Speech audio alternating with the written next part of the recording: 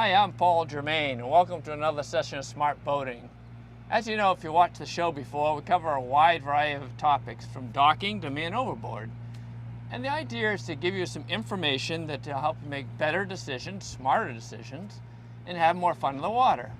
And today we're going to take a path that's really right up that alley, and we're going to talk about boat clubs and membership clubs. And joining me is an expert in that area. His name is Jake Goodrich, and he's the president of the local Freedom Boat Club, which covers Newburyport, Portsmouth, and Newington, New Hampshire. Welcome, Jake. Hey, Paul.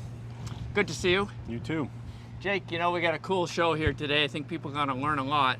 But before we get into it, can you tell them a little bit about your background in boating and a little bit about how you get involved in the club? Sure. So I grew up on the river here. My father ran the local towing and salvage company. So I was on boats right from day one. Mm-hmm. As I grew older, went off to college. Then I became a captain for my father while I was finishing up college. Mm-hmm. Did the towboat thing for 6 or 7 years, and then we discovered Freedom Boat Club.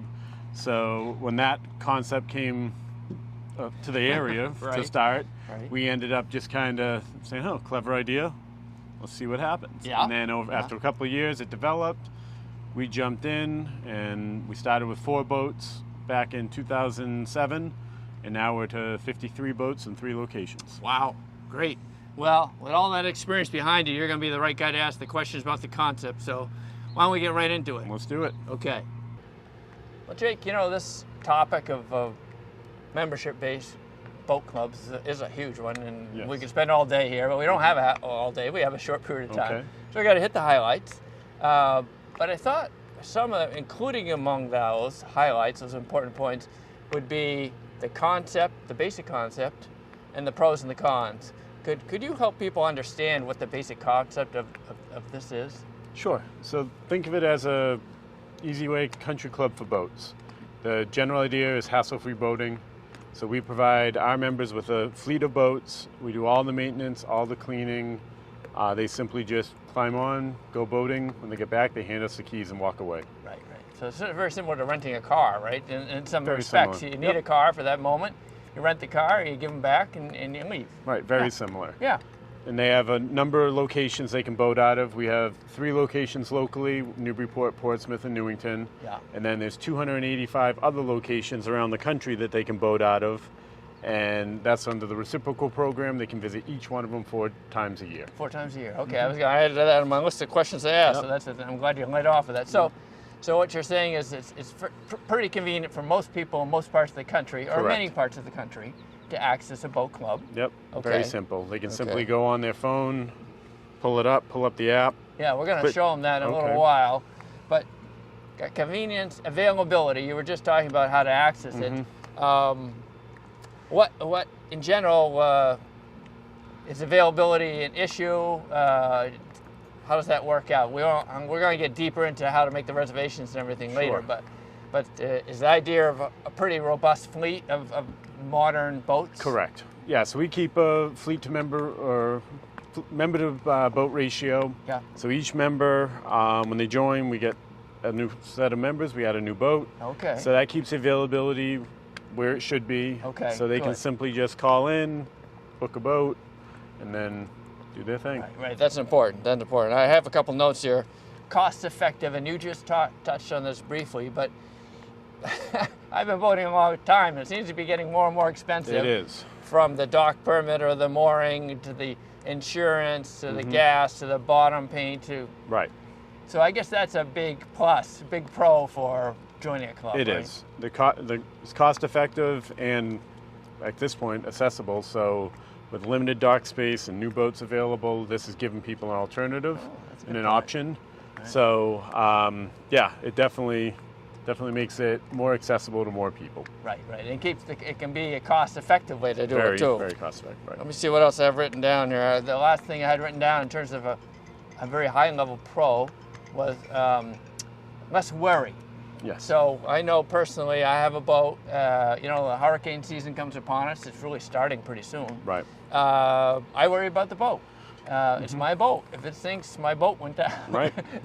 This is a different situation with a club, right? Right. We take care of all that. So our members, come the first day of the season, they're Yeah. boating. We Yeah. did all the prep work, all the maintenance.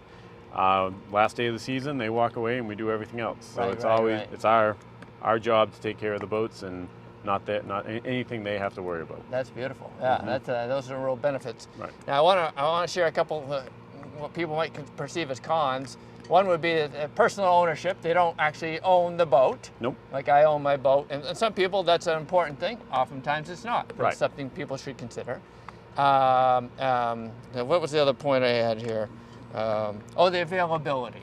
So again, for some strange reason, I want to go boating at midnight. That's I something can you with can't my own do. boat. Right. But when someone else owns the fleet, it's a little more difficult. Right. But again, those are just points to consider. They're real points.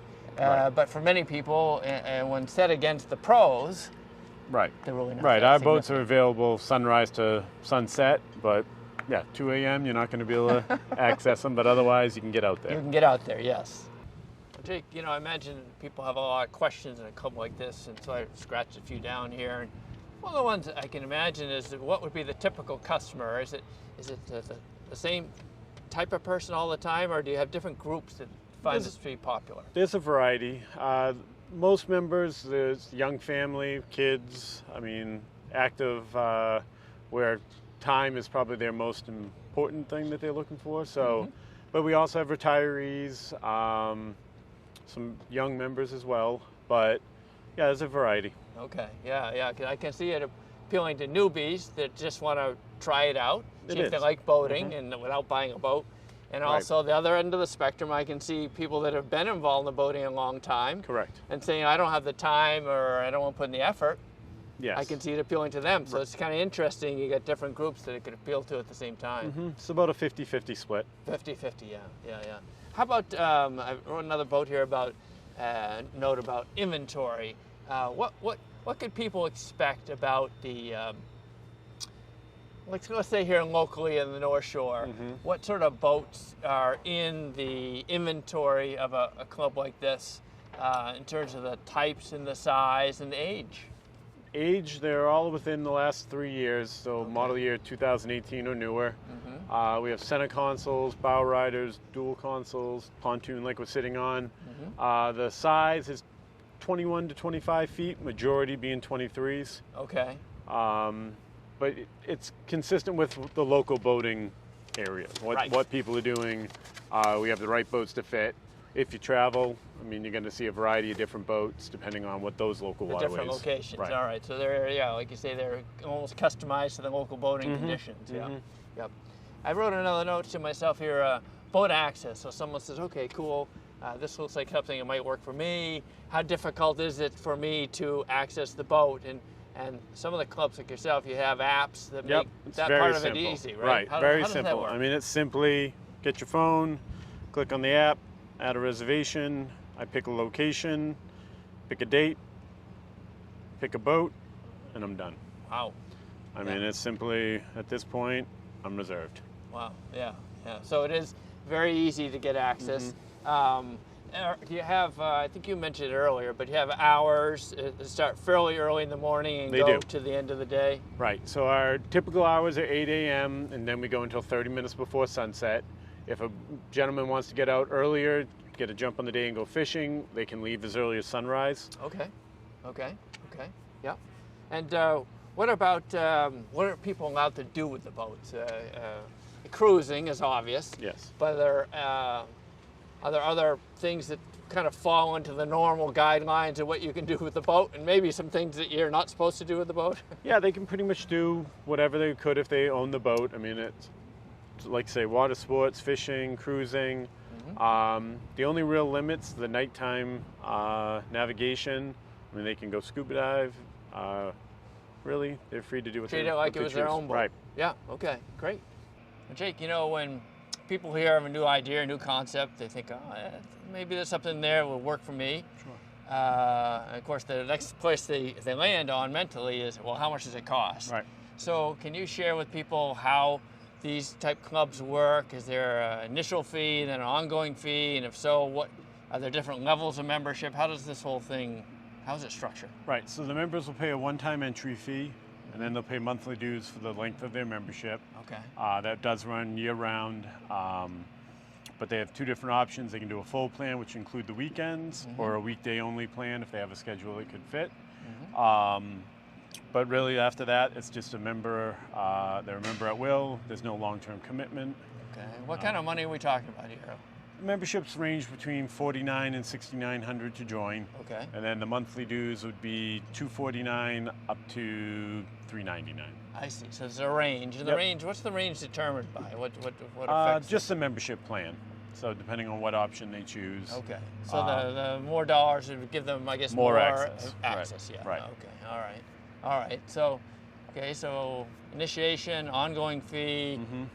Kind of ends when you want. It's not doesn't run on the calendar year. It doesn't run on the fiscal Nope, year. it's just right. Runs month to month, basically, As long as right? they wish, yeah. I have members that will do it for maybe one season. I have other members that have been with us for 10 years. It's totally up to them. Okay, it's very flexible. Yep. Okay. Well, another thing that usually goes with something like that is a contract. And again, I know I would personally be interested. Well, what am I signing my name to? Right. Is there anything unusual in the contract people should be aware of? Are there some key points that people say, oh, okay, that seems reasonable? Yeah, it's very straightforward.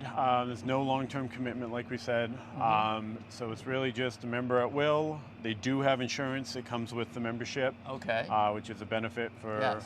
most people. Yeah. And then after that, it just gives them the rights to unlimited boating here, as well as reciprocity when they travel. Okay. All right. So it's pretty straightforward. Not a lot of legalese in Nope. there. Nope. Yeah. They're not going to get hung up on that. No. How about flexibility? So I sign up, pay my dues, Yep. and I make I use one of the applications and make Sure. the application all set to go. And I don't know, the weather turns bad, someone gets sick, something like that. Is there maneuvering room within this structure to change the reservations Absolutely. and Yep. that sort of thing? Yeah, so it's one click in the app. You can cancel the reservation or call our dock staff, or simply just go in, change the date, make another reservation for another day. Yeah, it's really flexible. Okay, all right. And one of the other questions I had scratched down to myself is support. You hear so often of people, the fact that people can go into a showroom, buy a boat, pay the money, they put the boat in the water, they hand the guy the keys, and off he goes in a Right. $100,000, $200,000 boat. Never been on a boat in his life. Right. What's the story with clubs? I mean, is it the same thing? They just hand you the keys and point you towards open water, or do you have a different way of approaching that? No. We want to make sure all the members are comfortable and trained. So they're going to complete a new member orientation. Oh, Our okay. captains will take them out. They'll cover navigation, local knowledge, use of electronics, just safe boat handling. So the idea is the first time they go alone, they've done it all before and they're comfortable and they have a good time. I see. And that's included in the membership. It is. That's not an extra Yep. fee. It Okay. is. Yeah, that's kind of that's a nice feature. It is. It makes it much more enjoyable. That way, when they're not out there, they're not white knuckling it. They're having fun. Right. Well, Jake, it's hard to believe, but it's time to wrap up this portion of the show on membership-based boat clubs, and we've covered a lot of interesting ground here in terms of the accessibility of the boats and the types of boats and contracts and prices and that sort of stuff. Is there anything you'd like to add before we wrap it up, this particular section? Yeah, I'd just like to recap the club in general. Big things, variety of boats, like you can see, convenience, the assistance from our staff, reciprocity where the members can travel and visit 285 different locations at this point. Yeah.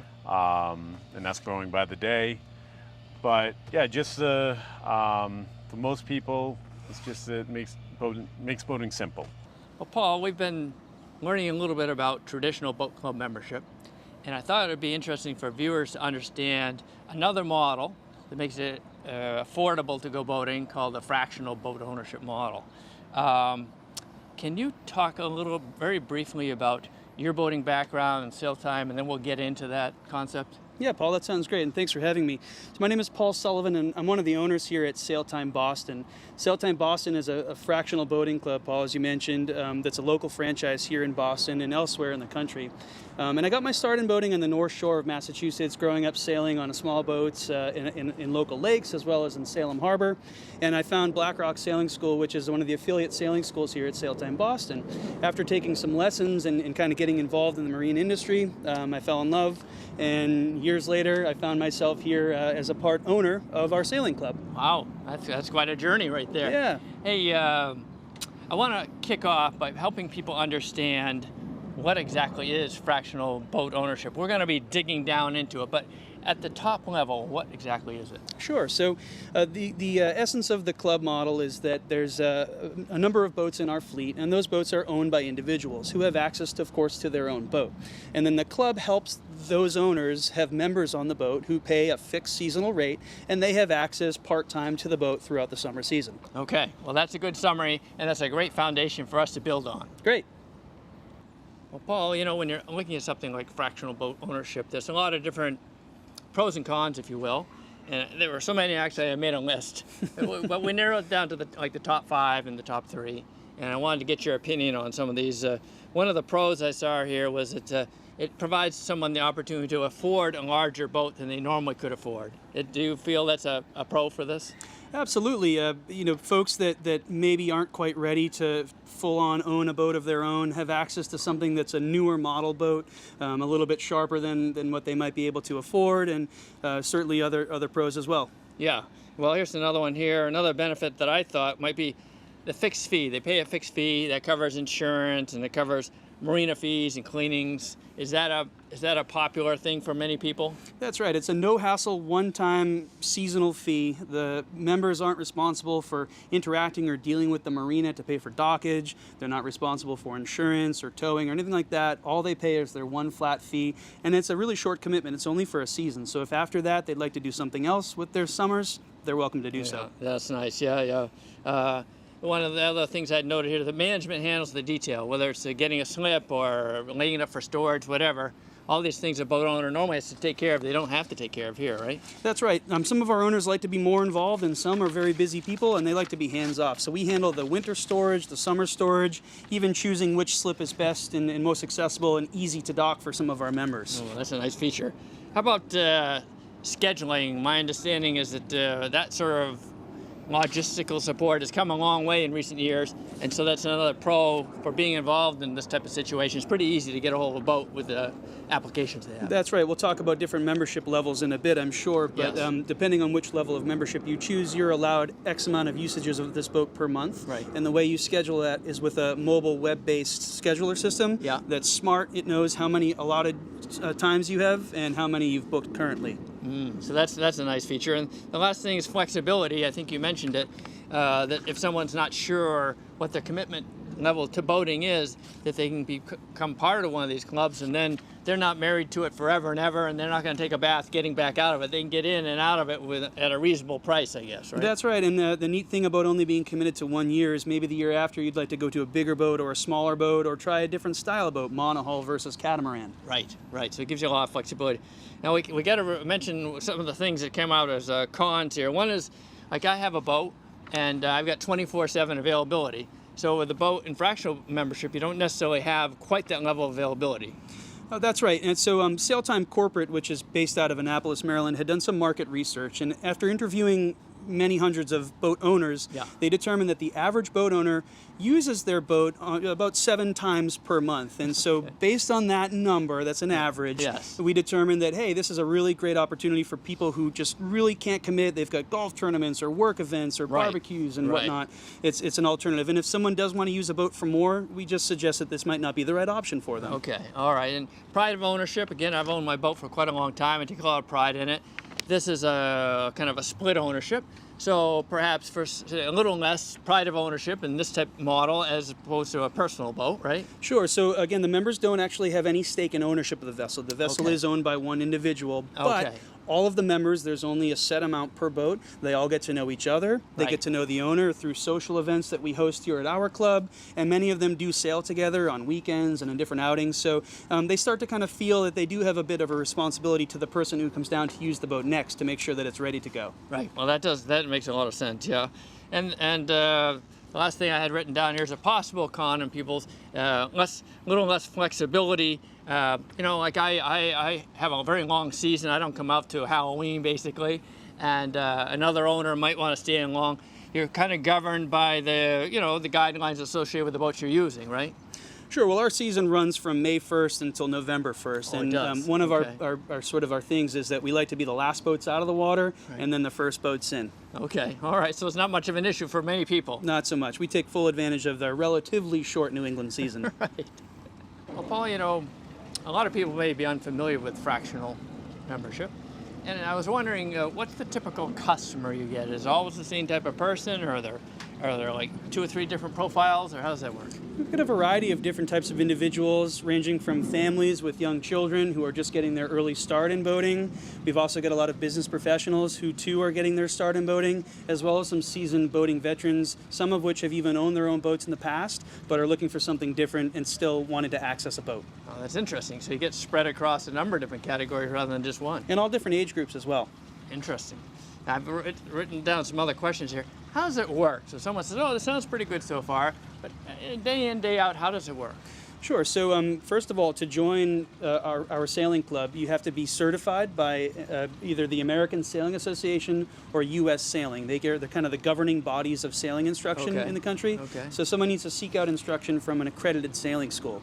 After passing those certain level of classes, they can then choose which level of boat or size suits them and their family's needs the best. Okay. And then they need to choose which level of membership works for them. And depending on which level of membership, there's a certain amount of access or time slots that they're guaranteed per month. I see. Okay. All right. And how about let's dig a little bit deeper into the membership levels. Sure. What do those look like? Is it like A, B, and C? And are there different initial fees and different ongoing fees, or what's going on there? Great question. Yes, so we've got 3 levels of membership, as you mentioned. There's Light, Classic, and Premier. Okay. Classic membership, which is the most common, affords you 7 sail times. That's 7 usages of the boat per month. Right, A okay. sail time runs from 10 a.m. until 6 p.m. Okay. and then 6 p.m. until the following 10 a.m. Okay. The Light is about half of that, and the Premier is about double that. Okay. All right. So you pick the program that's kind of fits in best with your needs. Sure. Well, Paul, a lot of people viewing the program might think, hey, this sounds like a pretty good deal. But one of the important questions would be, what's the inventory? What are my boat choices? Can you share a little bit about that? Sure, yeah. Part of the Sail Time model nationwide is that we've got very late model boats. Here at Sail Time Boston, our oldest boat is a 2020. We've got a lot of 2021s. And then the inventory we have currently are 2 35-foot boats. One is a brand called Beneteau, the other is Jeannot. Okay. And then we've got a Beneteau 38.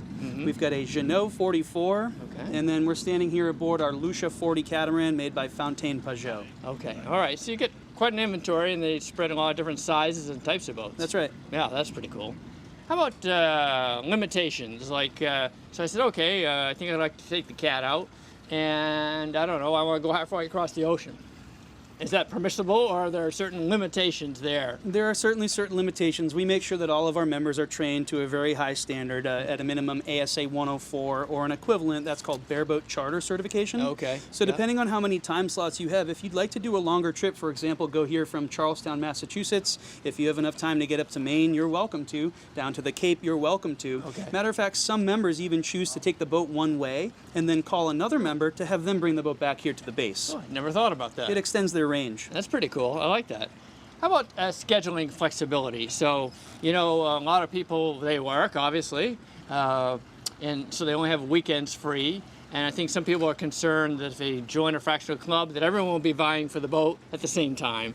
How do you address that? Sure. So we, although you have your 7 usages per month, we do restrict members that they can only have 14 reservations on the calendar at any given time. Okay. So that means somebody can't load up every single month with just weekends. On top of that, as a classic member and your 7 usages per month, 2 of those are weekend usages and the other 5 are weekday usages. So everybody is guaranteed weekend time. Okay, that's great news. And how about instruction? If I'm a little rusty, on the handling of a boat of this size? Is there any sort of instructional support either within the organization or affiliated with the organization? Absolutely, yeah. So every member is required to do an orientation with us prior to access to the boat in the beginning of the season. And that orientation is a full day with one of our captains going over the boat systems and just making sure that you're up to snuff. And then throughout the season, Sailtime hosts sessions where we take people out and give them refreshers on docking, sail trim, and a number of other topics like night sailing. Oh yeah, that sounds very valuable. It's fun. Right. Well, Paul, you know, all deals, good or bad, usually have a price associated with them, and I'm sure this is a good deal, but can you just share with us some reference points in terms of what it costs to participate in a program like this? Sure. So I'll give you an example of one of our 35-foot boats. There's an initial orientation and training fee for all of our boats, and that orientation fee is about $1,500. And what that gets you is either 1 or 2 full days with one of our instructors or staff members.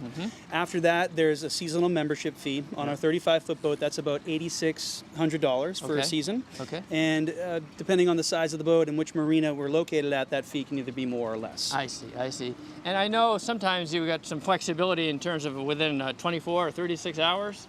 That's right. So on top of your allotment of 7 usages per month, if you see that the boat on the scheduler is sitting idle, within 36 hours, you can book the boat under your name and it doesn't count towards your allotment of 7. Wow, that's So some cool. people who take advantage of that can sail 10, 12, or even 15 times a month. Wow, that's great. And you know, talking about extending the season, I guess some of your larger boats go to the Caribbean in the winter? That's right. We're standing here in front of our catamaran, which the owner of this boat chooses to take it down to St. Thomas and allows some of his members who wish to come down for a rental fee to use the boat like a bareboat charter for the week. I see, but that established relationship already with the owner that gives people the opportunity to take advantage of that. And they're familiar with the boat already. Right. Well, Paul, we've had a good show here on fractional club membership. A lot of benefits to it. Before we wrap up the show, is there anything you'd like to add? Yeah, so, just kind of 3 of the biggest points, the things that really stand out and make sail time, and fractional club memberships are a really great thing. It's very affordable. You're not paying for the complete ownership of a vessel. You're just paying for your time and your usage on that boat. Yep. Here at Sailtime Boston, as well as a lot of other fractional boating clubs, because it's only a seasonal contract, you get the ability year after year to try different types of boats and different sizes of boats, which is really great because maybe in the future you'd like to own your own. Right. And then finally, it's no hassle. No hassle. You dock the boat, you wash it down, you walk away, the club handles everything else. Okay. Now, if someone wanted to reach you, you guys are open to fielding questions and inquiries. Is there a good website address for people to use? Yeah, we'd love people to reach out to us. Here at Sailtime Boston, the website is sailtime.com/Boston. Okay, great. Thank you. Yeah, thanks for having me, Paul. And thank you, Smart Boating viewers, for watching. If you have comments or questions, just visit us on our website, www.smartboatingus.com. Thank you.